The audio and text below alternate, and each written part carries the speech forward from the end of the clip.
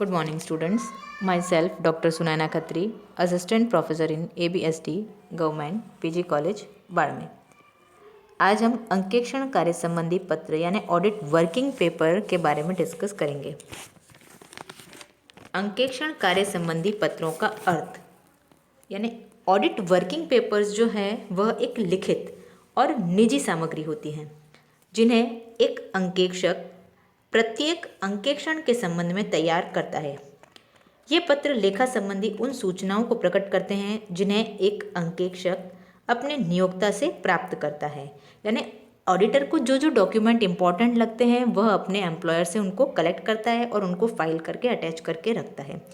इन प्रपत्रों में अंकेक्षक द्वारा प्रयोग में लाए गए जांच के तरीके, उसके निष्कर्ष एवं निर्णय, कारणों सहित तथा आर्थिक विवरण के बारे में सूचना दी हुई होती है।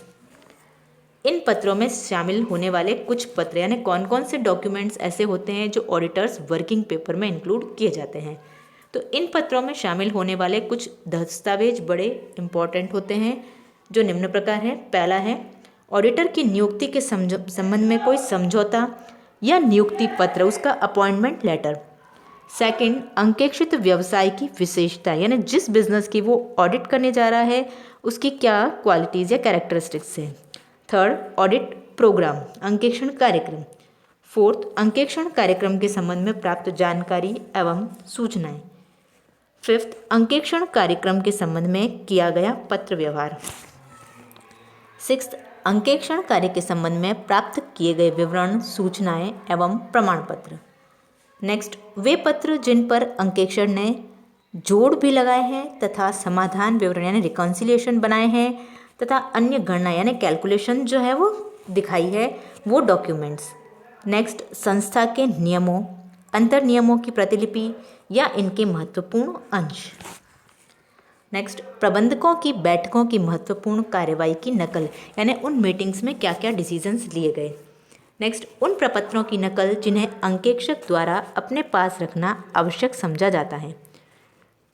नेक्स्ट, लेखों के संबंध में खोए हुए सबूतों के प्रमाणकों की सूची यानी कोई डॉक्यूमेंट्स जो है वो मिसप्लेस हो गए हों तो उनके क्या क्या प्रूफ हो सकते हैं, उनसे रिलेटेड कौन से वाउचर्स हो सकते हैं आदि। नेक्स्ट, अंकेक्षण नोटबुक यदि इसे अलग से रखा गया है तथा लास्ट है अंकेक्षण रिपोर्ट की प्रतिलिपि। अब अंकेक्षण के दौरान अवलोकन किए गए महत्वपूर्ण विषय जिनका अभिलेखा अंकेक्षण नोटबुक में रखा जाना चाहिए उनमें निम्नलिखित सम्मिलित हैं। पहला, अंकेक्षण पूछताछ, जिनको तुरंत नहीं निपटाया गया है जैसे खोई हुई रसीदें, प्रमाणक आदि, तो उसे ऑडिटर इस नोटबुक में नोट करके रखेगा। सेकंड, अंकेक्षण के दौरान देखी गई गलतियां तथा अनियमितताएं जैसे कंपनी अधिनियम 2013, पार्षद सीमा नियम, पार्षद अंतर नियम में सन्निहित प्रावधानों की अनिवार्यताओं का पालन करने में असफलता के मामले। फिर निर्मित माल तथा निर्माणाधीन कार्य के मूल्यांकन के आधार में या ह्रास की गणना के आधार में कोई परिवर्तन, पर्याप्त ह्रास न लगाने की अवस्था आदि।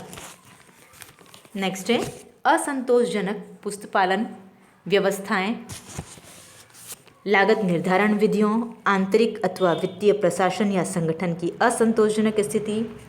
नेक्स्ट, कंपनी के बारे में महत्वपूर्ण सूचनाएं जो खातों में नहीं होती। नेक्स्ट है अंतिम खातों के सत्यापन के समय ध्यान दी जाने वाली विशेष बातें। और लास्ट है भावी संदर्भ हेतु महत्वपूर्ण विषय। ये सब ऑडिटर्स नोटबुक में सम्मिलित की जानी चाहिए। अब अंकेक्षण कार्य संबंधी पत्रों को रखने के उद्देश्य यानी ऑडिट वर्किंग पेपर्स जो है वो क्यों प्रिपेयर किए जाते हैं, इसके मेन ऑब्जेक्ट्स क्या क्या है। इसमें फर्स्ट मेन ऑब्जेक्ट है रिकॉर्ड एवं रिपोर्ट की सत्यता का प्रमाणन। इन पत्रों के आधार पर अंकेक्षक अपनी रिपोर्ट तैयार करता है जो कि नियोक्ता के पास भेज दी जाती है। अतः ये पत्र ही नियोक्ता की रिकॉर्ड एवं अंकेक्षण रिपोर्ट की सत्यता का एकमात्र प्रमाण है कि उसने कंपनी की ऑडिट की है, ऑडिट में ये कैलकुलेशंस हुई है और इसमें ये पॉइंट्स सामने आए हैं। सेकंड है संदर्भ के रूप में उपयोग। अंकेक्षक द्वारा अपने नियोक्ता से व्यावसायिक मामलों पर बातचीत करते समय सलाह एवं संदर्भ के रूप में ये पत्र कार्य करते हैं। ऐसा प्रायः देखा गया है कि अंकेक्षण समाप्त होने के कई वर्षों बाद भी इनको संदर्भ के रूप में प्रयोग किया गया है। थर्ड है रक्षात्मक स्थिति। अंकेक्षक की सूचनाएं तथा उचित रीति से रखे गए अंकेक्षण कार्य संबंधी पत्र कानूनी झगड़े अथवा अदालती कार्यवाही के समय अंकेक्षक को रक्षात्मक स्थिति प्रदान करते हैं तथा ये अंकेक्षक की व्यावसायिक ईमानदारी के सुदृढ़ रक्षक समझे जाते हैं।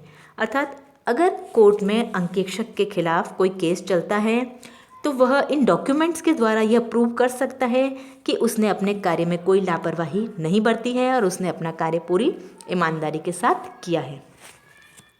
नेक्स्ट है भविष्य में मार्गदर्शक। उसी नियोक्ता के आगे होने वाले अंकेक्षणों के लिए कार्यक्रम बनाते समय ये पत्र मार्गदर्शक का काम करते हैं। इट मीन्स जो है ये गाइडेंस प्रोवाइड करते हैं। इसका अर्थ यह नहीं है कि अंकेक्षण कार्यक्रम वही अपनाया जाए, उसमें परिवर्तन किए जा सकते हैं तथा होने भी चाहिए, लेकिन इनके आधार पर कार्यक्षेत्र का निर्धारण करने एवं कार्यक्रम बनाने में सुविधा रहती है। उपयुक्त उद्देश्यों के आधार पर हम कह सकते हैं कि इन पत्रों का अंकेक्षक के लिए बहुत अधिक महत्व है तथा उसको इनसे अनेक लाभ हैं। इनके आधार पर अंकेक्षक कह सकता है कि इसने कितना कार्य किया है और इसे करने में किन प्रणालियों एवं विधियों को अपनाया गया है। अब अंकेक्षण कार्य संबंधी पत्रों के बारे में ध्यान देने योग्य बातें। इसमें फर्स्ट पॉइंट है तैयार करने में सावधानी, यानी ऑडिट वर्किंग पेपर तैयार करते समय ऑडिटर को किन किन सावधानियों का पालन करना चाहिए। ये पत्र हमेशा ही बड़ी सावधानी से तैयार किए जाने चाहिए। इनको तैयार करने के संबंध में निश्चित नियम निर्धारण करना तो बहुत कठिन है, लेकिन यह ध्यान रखना चाहिए कि महत्वपूर्ण मामले एवं आवश्यक मामलों को ही इन पत्रों में शामिल किया जाए। पत्रों को तैयार करते समय नियोक्ता के रिकॉर्ड से प्राप्त सूचनाओं की नकल न उतारी जाए, बल्कि उनका संक्षिप्त सारांश सम्मिलित किया जाए। प्रायः नए और उत्साही ऑडिट क्लर्क आवश्यकता से अधिक पत्रों को इकट्ठा करने लगते हैं और अनावश्यक सामग्री इकट्ठी हो जाती है और काफ़ी बर्डन इकट्ठा हो जाता है। ऐसे समय में वरिष्ठ ऑडिट क्लर्कों को अपने अनुभव के आधार पर उन्हें समय समय पर गाइडेंस देते रहना चाहिए कि जो इम्पोर्टेंट डॉक्यूमेंट हैं केवल वे ही कलेक्ट किए जाएं। नेक्स्ट है शीघ्र जानकारी।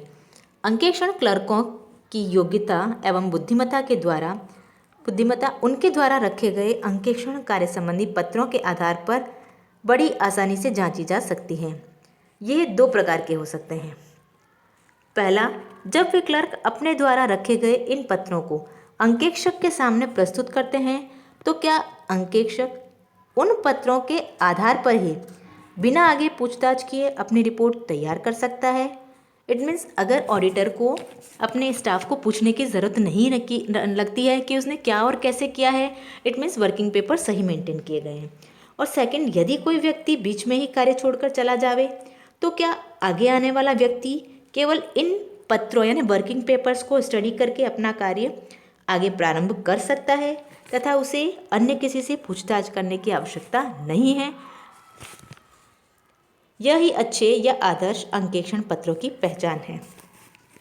अतः ये पत्र ऐसे होने चाहिए जो स्वयं शीघ्र जानकारी दे सकें। अच्छे पत्र होने के लिए वे स्पष्ट एवं पूर्ण होने चाहिए।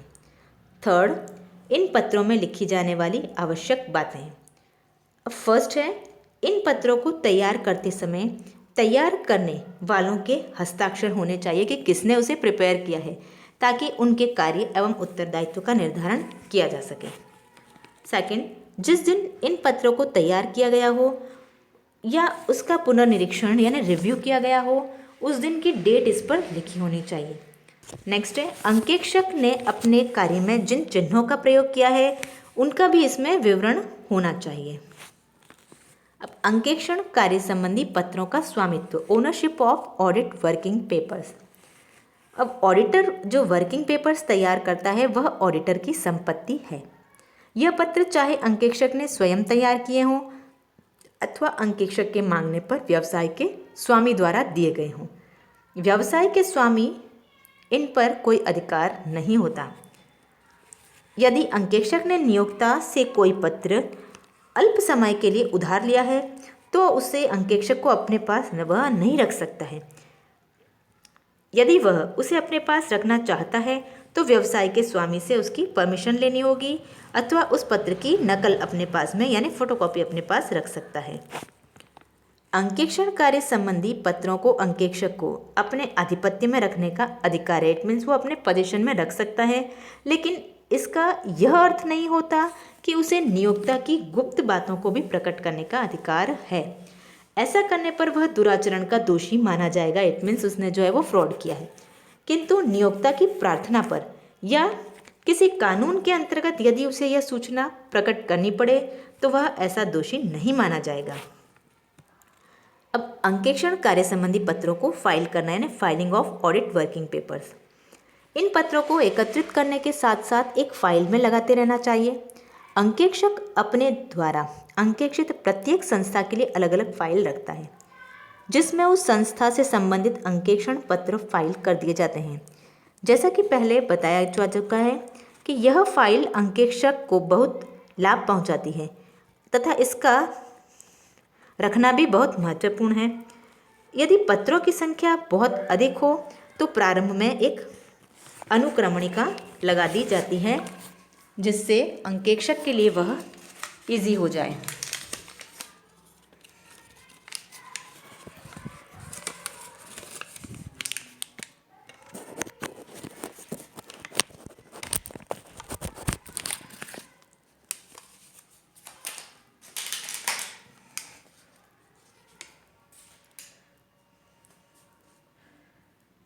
यह फाइल अंकेक्षक को बहुत लाभ पहुंचाती है तथा इसका ध्यान रखना भी बहुत महत्वपूर्ण है। यदि पत्रों की संख्या अधिक हो तो प्रारंभ में उनकी अनुक्रमणिका यानी इंडेक्स भी रखी जा सकती है ताकि संबंधित पत्र आसानी से ढूंढा जा सके। अब क्वेश्चन ये आता है कि क्या इन पत्रों को कानून के अंतर्गत रखना आवश्यक है? It means is it legal obligation to keep the audit working papers? तो इसका मेनली आंसर यह दिया जाता है कि बहुधा यह प्रश्न किया जाता है कि क्या इन पत्रों को कानून के अंतर्गत रखना जरूरी है।